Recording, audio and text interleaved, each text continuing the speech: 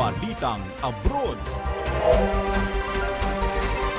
Ligtas nang nakabalik sa Pilipinas ang unang batch ng Overseas Filipino Workers o OFW na naipit sa Sigalot sa Middle East. Sinalubong ng mga opisyal ng Overseas Workers Welfare Administration at Department of Migrant Workers ang kabuuang 31 Pinoy na lumapag sa NAIA pasado alas 7 po ng June 24 ng gabi.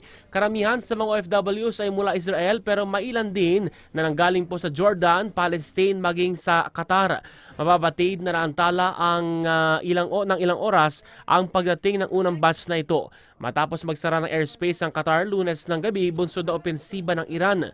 Sa ngayon, naabot na sa higit 300 ang kabuuang bilang ng mga Pinoy na nagpasaklolo sa gobyerno upang makauwi at inaasahang darating na ang mga susunod pong batch itong linggo rin.